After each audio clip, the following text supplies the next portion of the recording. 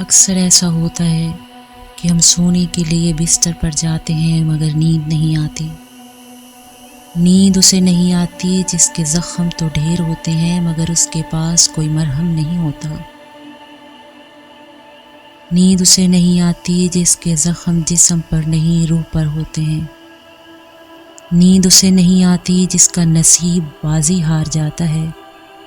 نیند اسے نہیں آتی جس کے سارے رشتے موجود ہوتے ہیں مگر پھر بھی تنہائی کا احساس اسے سونے نہیں دیتا۔ نیند اسے نہیں آتی جس کے پاس نرم بستر تو ہوتا ہے مگر دل کا سکون نہیں ہوتا۔ نیند اسے نہیں آتی جسے زندگی کی بہاروں میں خزاں کا موسم لوٹ لے۔ نیند تھکے ہوئے جسم کو بھی سونے نہیں دیتی اگر دل کے دروازے پر کبھی کوئی دستک دینے والا نہ آئے۔ نیند اسے نہیں آتی جس کا دماغ ہر روز دل سے لڑائی کرتے کرتے تھک جائے۔ کبھی خواہش نیند نہیں آنے دیتی، کبھی خواب جاگنے پر مجبور کر دیتے ہیں۔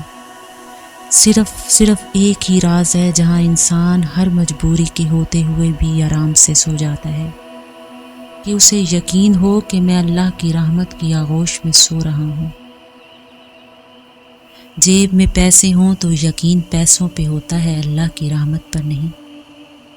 جیب خالی ہو اور قرضہ لینے والے دروازے پہ کھڑے ہوں پھر بھی کوئی یقین سے سو جائے تو فرشتے اسے نیند کی لوری دیتے ہیں اور اس کا رب اس کا قرضہ اتارنے کے بندوبست میں لگ جاتا ہے۔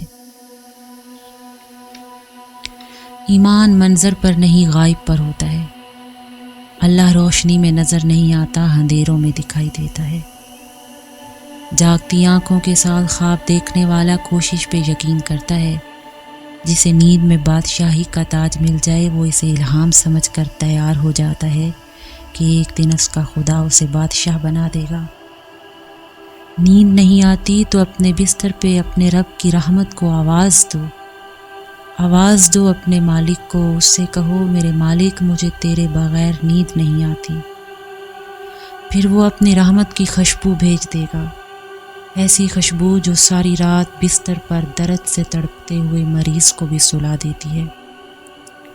لیکن یہ معاملہ اتنی ہی آسانی سے سلجھ جاتا تو ہر کوئی ہر روز رحمت الہی کے بستر پہ سوتا۔ لیکن اللہ کی رحمت کا بستر اسے نصیب ہوتا ہے جس کے دل کے تخت پر محبت الہی کے علاوہ کسی اور کو بیٹھنے کی اجازت نہ ہو، چاہے وہ کسی خواہش کی محبت ہو یا اپنی کسی ضرورت کی طلب۔